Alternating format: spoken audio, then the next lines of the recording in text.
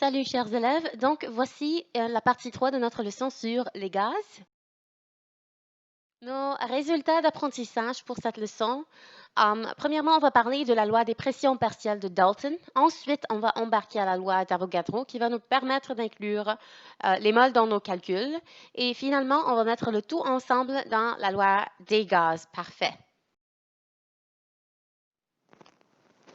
La loi des pressions partielles de Dalton nous dit que la pression totale d'un mélange de gaz est la somme des pressions de chaque gaz.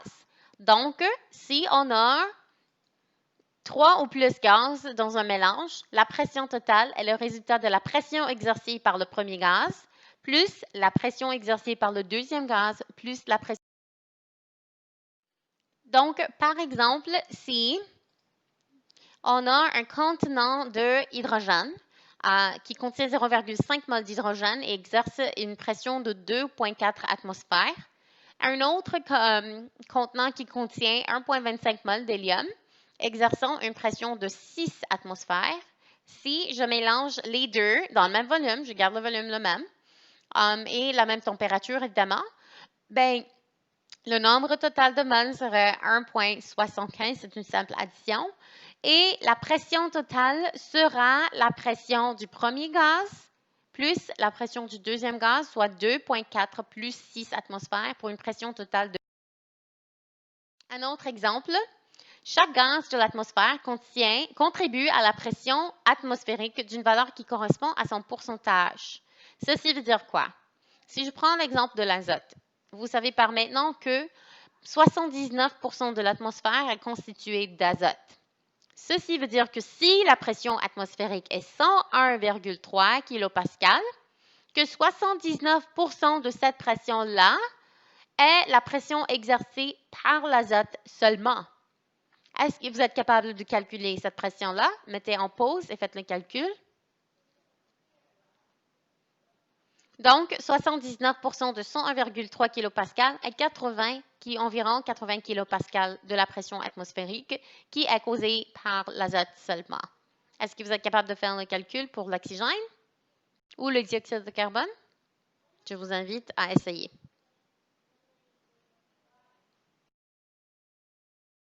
Maintenant, afin de comprendre la loi d'Avogadro, on a besoin de regarder juste un peu sur la loi de la combinaison des volumes de Gay-Lussac. Donc, M. Gay-Lussac a travaillé beaucoup avec les gaz, puis il a remarqué que lorsque les gaz réagissent, les volumes des réactifs et des produits mesurés à des températures et des pressions égales se présentent toujours sous la forme de rapports de nombres entiers. Qu'est-ce que ceci veut dire? Regardons ensemble. Donc, ce n'est pas comme les maths quand ça vient au gaz. Si on regarde ici à ce qu'on a devant nous, donc, on a un contenant qui contient 2 volumes d'hydrogène. Donc, ça peut être par exemple 2 litres. Plus un autre qui contient un volume d'oxygène. Mathématiquement, 2 plus 1 devrait être égal à 3. Mais ce n'est pas ça qui a lieu. Quand on additionne les volumes de gaz, ils s'additionnent de la même façon qu'on fait les rapports stoichiométriques. Donc, si 2 moles de H2 doivent réagir ensemble avec 1 mol d'oxygène pour faire 2 moles de H2O, bien, ces 2 volumes de H2 vont réagir avec 1 volume d'oxygène pour donner 2 moles de H2O. Et ça, c'était. Alors, ceci étant dit, on va regarder ensemble l'hypothèse d'Avogadro. Combinant les idées de Gay-Lussac avec celles de Dalton, Monsieur Avogadro a sorti avec, ou il suggère que les volumes égaux de tous les gaz parfaits, remarquez ici qu'on parle des gaz parfaits, donc ce sont des gaz hypothétiques qui se comportent de la façon comme décrite avec la théorie cinétique.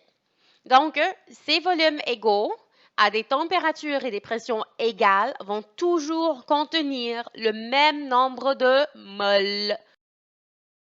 Alors, si on traduit ça avec des équations, on va voir que le volume est directement proportionnel au nombre de moles. Donc, comme on a vu avec les 3 premières lois, on peut changer le signe de proportionnalité à une égalité si on ajoute une constante. Donc, N est égal à K fois V. Et de la même façon avec les trois premières lois qu'on a appris ensemble, ceci veut dire que N1 sur V1 est égal à N2 sur V2. Ça, c'est la loi d'Avogadro. Alors, aussi selon la loi d'Avogadro, une mole d'un gaz parfait à TPN, donc température et pression normale, va occuper un volume de 22,4 litres. On va voir d'où vient cette valeur. Mais selon lui, une mole d'un gaz occupe le même volume d'une mole d'un autre gaz aux mêmes conditions. Un autre exemple, ici c'est important parce qu'on cherche pour le volume molaire de l'azote. Donc, le problème nous dit qu'un contenant vide est fermé à un volume de 0,652 litres et une masse de 2,5 grammes. Lorsqu'on le remplit d'azote gazeux, il a une masse de 3,23 grammes. À l'intérieur, la pression exercée par le gaz est 97,5 kPa lorsque la température est 21 degrés Celsius. Calcule le volume molaire. Le volume molaire, c'est le volume par mole de ce gaz ATPN. Donc, on a ici une certaine température et pression, mais on veut savoir c'est quoi ATPN.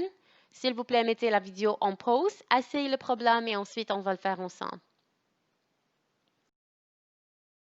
Alors, on commence à écrire toutes nos données. On a T1, on a P1 et on a V1. On a aussi la masse du contenant de 0,5 g et la masse du contenant avec l'azote 3,23. Ceci veut dire qu'on peut facilement trouver la masse de l'azote. Ensuite, étant donné qu'il nous demande pour les conditions à TPN, on a une nouvelle température qui est 0 degrés Celsius ou 273,15 Kelvin. Comme on a vu, TPN, température et pression normale, la température est toujours 0 et la pression est 101,3 kPa. Donc, ça c'est nos nouvelles conditions. On connaît aussi la masse molaire. Alors, la masse de l'azote est facile à obtenir. C'est une simple soustraction. On connaît avec la masse, on peut facilement trouver le nombre de moles. On divise la masse par la masse molaire. Maintenant, P1 V1 sur T1 est égal à P2 V2 sur T2. Donc, on peut facilement trouver le nouveau volume. Donc, en isolant pour V2, on obtient P1 V1 sur T1 fois T2 sur P2. On met toutes les valeurs qu'on connaît pour obtenir un volume de 0,582 litres.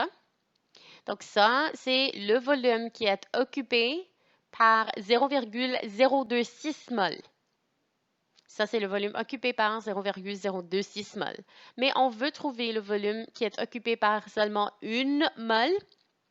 Donc, c'est une simple division où vous pouvez aussi faire le chassé-croisé, le rapport. Donc, le volume molaire est égal à ce volume-là divisé par ce nombre de moles-là, qui donne 22,4 litres par mol.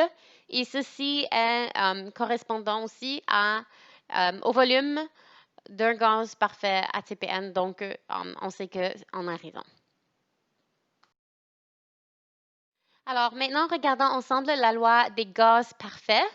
Donc, on sait que la loi de Boyle, qui traite du volume et de la pression, la loi de Charles, la loi de Gay-Lussac et la loi d'Avogadro, si on mélange toutes ces lois ensemble, on obtient cette relation-là que le volume est directement proportionnel au nombre de moles et à la température, mais il est inversement proportionnel à la pression.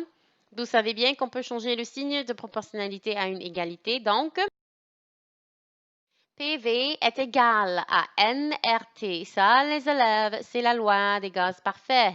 PV est égal à nRT, où la pression est toujours donnée en kilopascal, le volume en litres, le nombre de moles, bien c'est le nombre de moles, la température en Kelvin.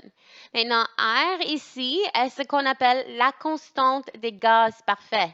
Elle est toujours égale à 8,314 kilopascal fois litre sur mol fois Kelvin. Je préfère qu'on utilise des kilopascals que les atmosphères, mais vous avez aussi la valeur en atmosphère fois litre sur mol par Kelvin. Maintenant, cette valeur-là, elle vient d'où?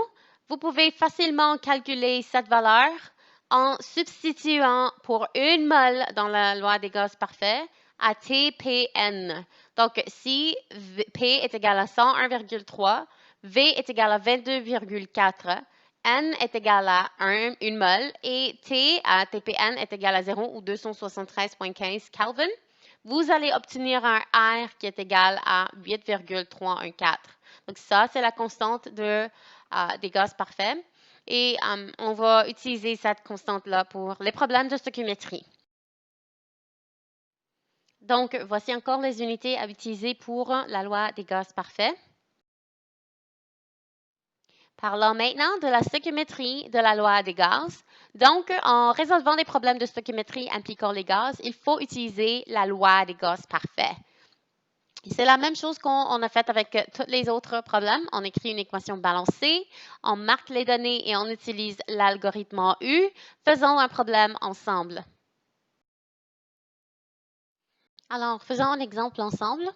Quel est le volume d'hydrogène gazeux produit lorsque suffisamment d'acide sulfurique est ajouté pour qu'il soit en excès, réagit avec 40 g de fer à 18 degrés Celsius et à 100,3 kPa.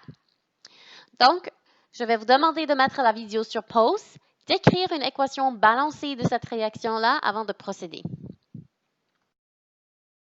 Donc, si vous avez écrit votre équation balancée, voilà ce que vous avez obtenu. H2SO4 plus F2 donne H2 plus F2SO4. Donc, étant donné qu'ils nous disent ici dans le problème que le H2SO4 est en excès, ceci veut dire que notre réactif limitant est le fer. On va commencer en mettant les données qu'on connaît sous les réactifs ou les produits appropriés. Alors, je sais que j'ai 40 g de fer.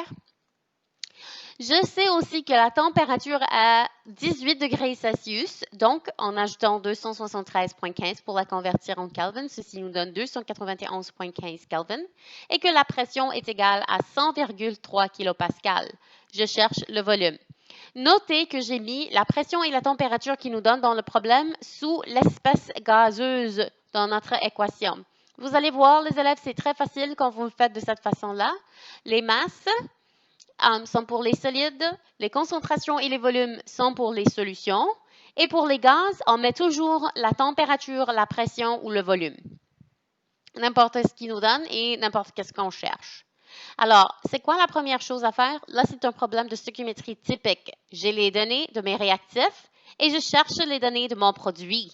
Alors, je commence à faire quoi? Bon, convertir les masses en mol. Donc, petit n est égal à petit m sur la masse molaire. J'ai le volume, j'ai la masse du fer, je connais sa masse molaire, je le convertis en mol, 0,716 mol. Maintenant, est-ce que notre équation est bien balancée? On a déjà vérifié ça au début. Donc, notre rapport entre le fer et l'hydrogène, c'est 1 pour 1. Ceci veut dire que le nombre de moles d'hydrogène qui devrait être produit est aussi 0,716 moles. Alors, je connais les moles, je connais la pression, la température et je cherche le volume. Quoi faire? C'est là où la loi des gaz parfaits devient utile. Donc, je vais utiliser la loi des gaz parfaits. PV est égal à nRT. Je vais isoler pour le volume afin de pouvoir le trouver.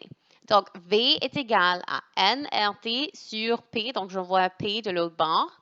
Je connais le nombre de moles, je viens de le calculer, 716 moles. La constante des gaz parfaits ne change jamais, elle est toujours 8,314 kPa fois litre sur mol fois Kelvin. Et la température dans ce problème est 291,15 Kelvin. Je divise par la pression qui est à donner, 100,3 kPa. Et finalement, j'obtiens un volume de 17,28 litres. Alors, si je fais réagir 40 g de fer avec un excès d'acide sulfurique, je vais obtenir environ 17,28 litres d'hydrogène gazeux. Sur ce, je vous souhaite une très bonne pratique.